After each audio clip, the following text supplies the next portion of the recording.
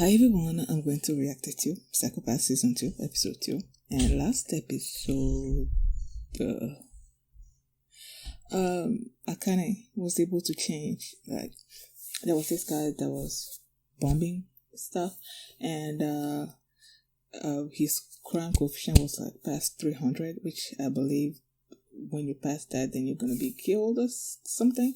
And then she brought him back down to 299, which was really cool. So the guy was saved. And then I don't like the new inspector that joined the CID.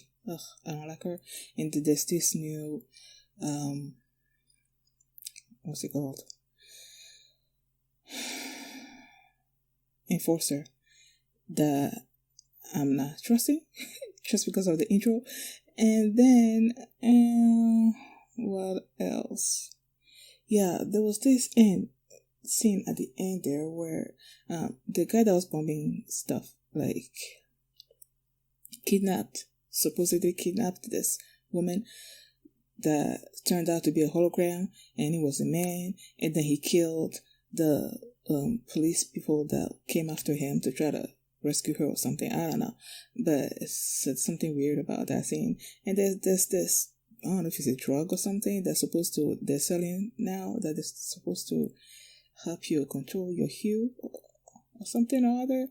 So I feel like there's a little bit stuff, like different stuff that they touched on the first episode that I feel like it's gonna become like a big thing. Whatever. So that was last episode. And before we get into this one, if you guys have a reaction, please give it a thumbs up and subscribe. And please consider supporting my Patreon at patreon.com/PhillyMini. And now let's start this episode. And here we go. Oh, so he was from Division 2. Huh?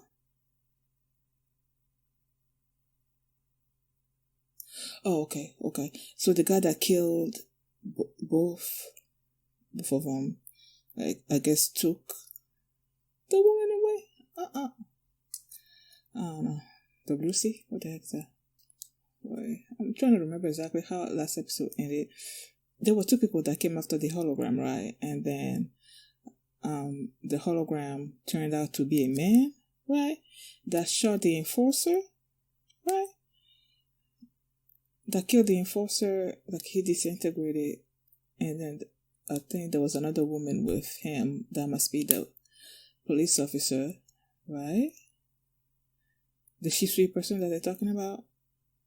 So the guy, after he killed the enforcer, took the woman away. It made it seem like it was the woman that killed him.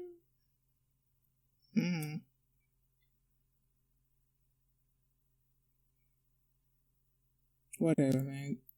Go away. I don't like you, man. I do not like you.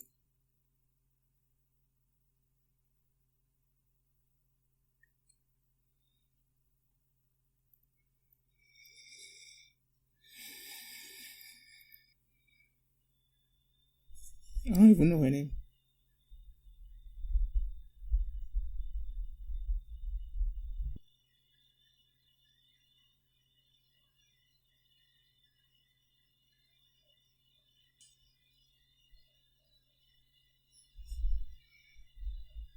Hinakawa. Aw, he's shy.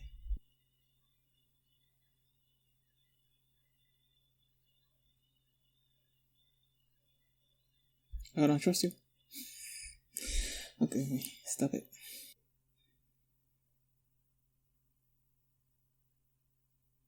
The drug that they're selling out there, right?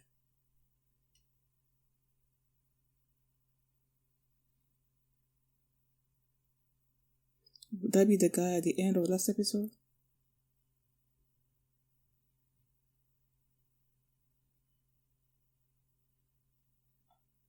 Okay, so it's the same person.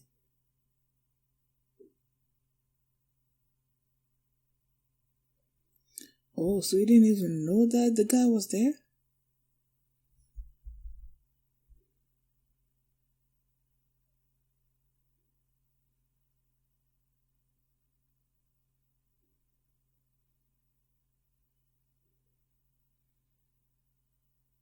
Mm-hmm.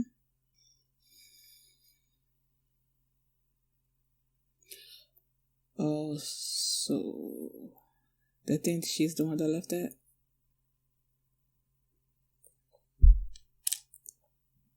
Mm-hmm. If you only knew. Well, can't be seen, but that's different. But it happened. I was thinking of the asymptomatic, criminally asymptomatic people.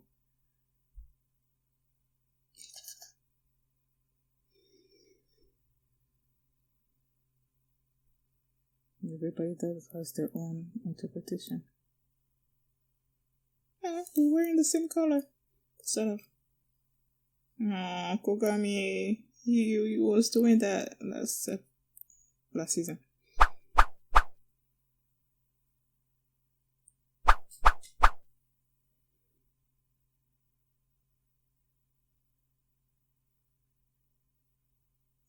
Gosh, God.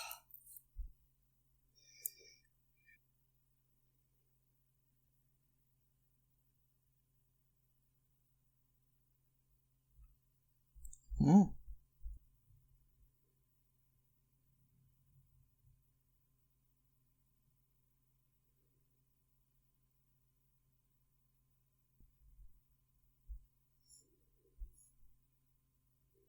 Oh.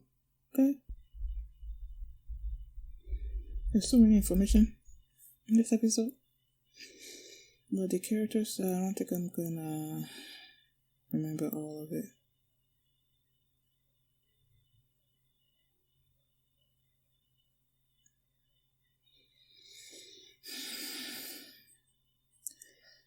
There's some things that I'm not liking about it. I feel like he's trying to act like Ogami.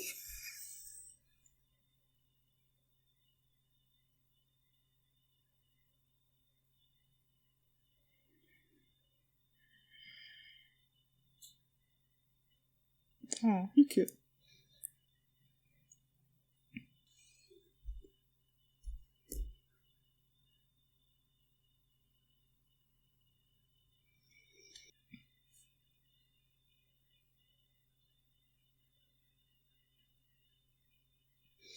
They aged it up.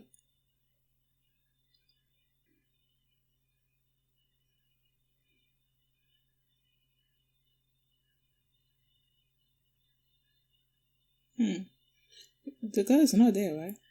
Well, but then I think he's a ghost. So maybe he slipped.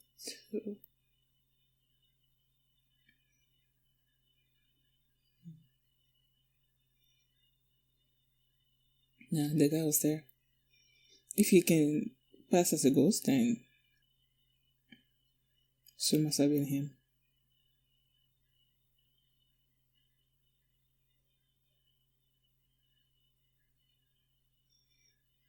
Aww.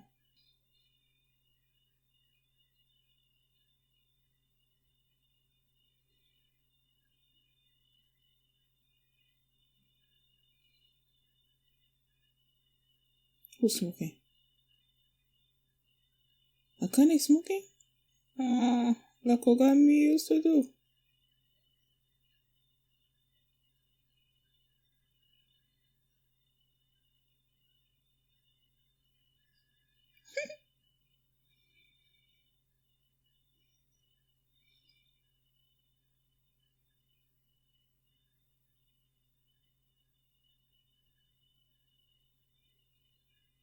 Aww.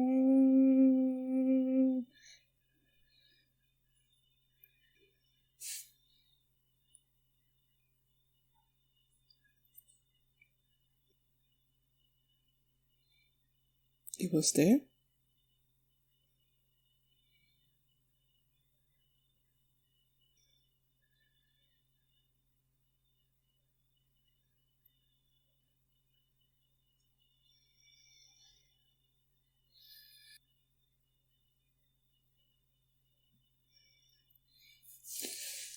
Your civil system is not. Nah.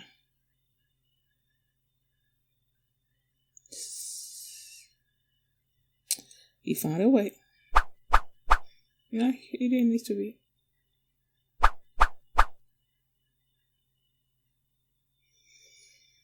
Hmm.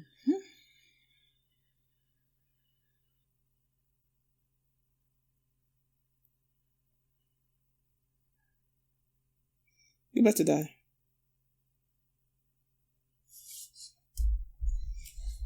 Ooh. Excuse me. They found him.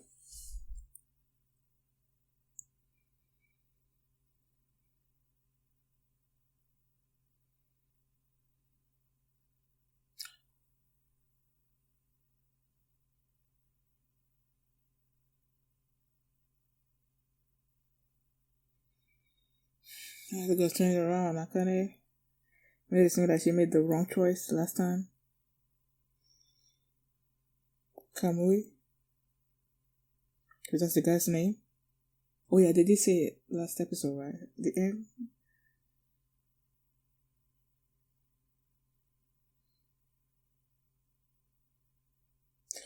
Oh, WC what color?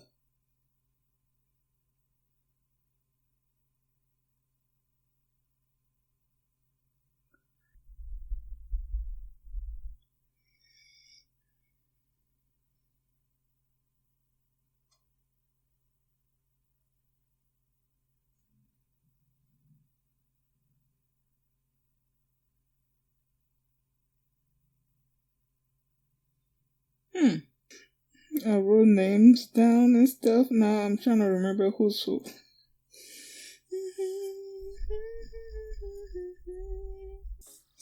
I feel like there was a lot of information that was dumped on me this episode, like about these new characters and their background, sort of, and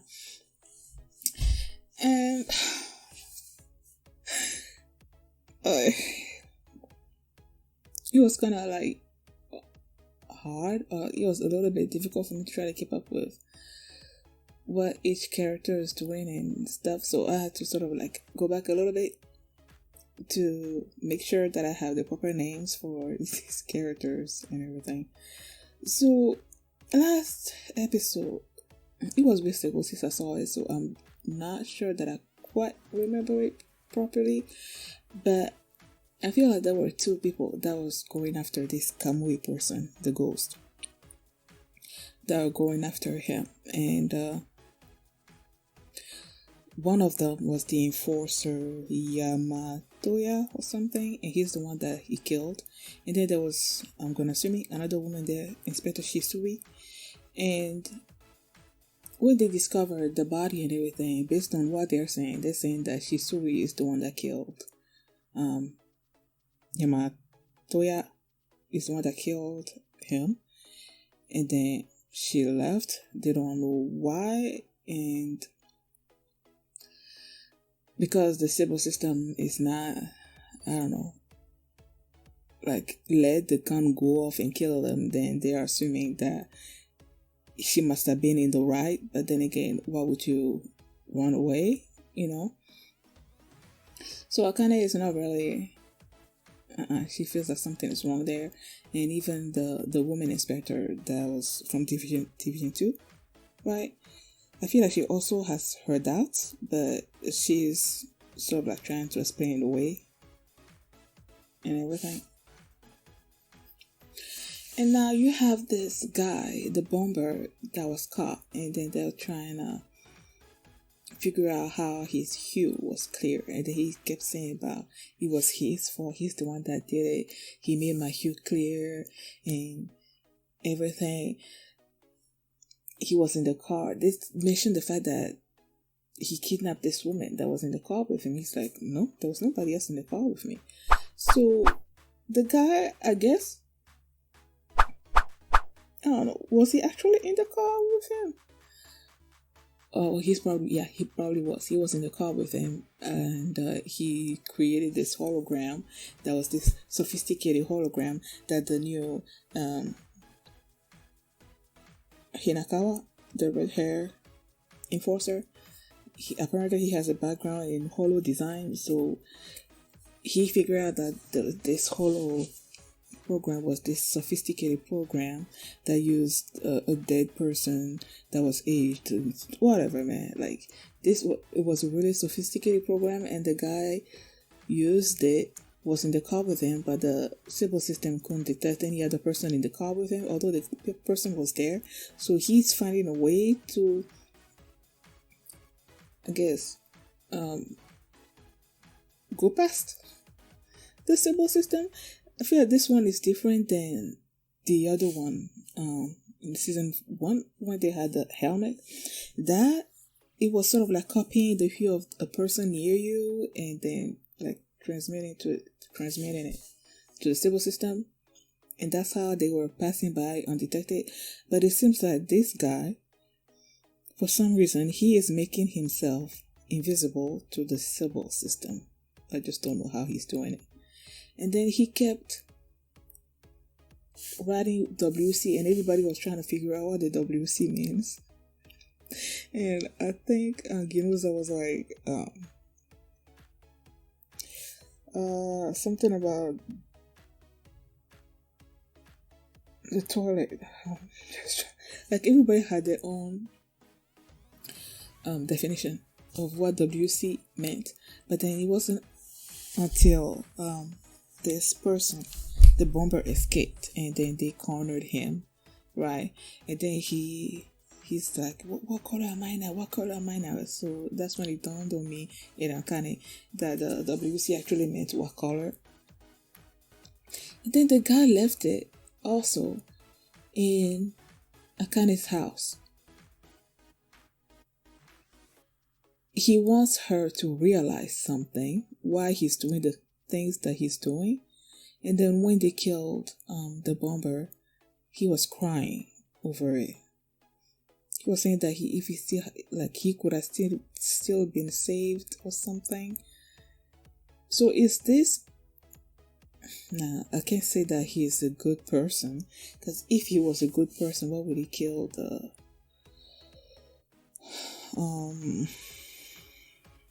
enforcer at the end of last episode? You know.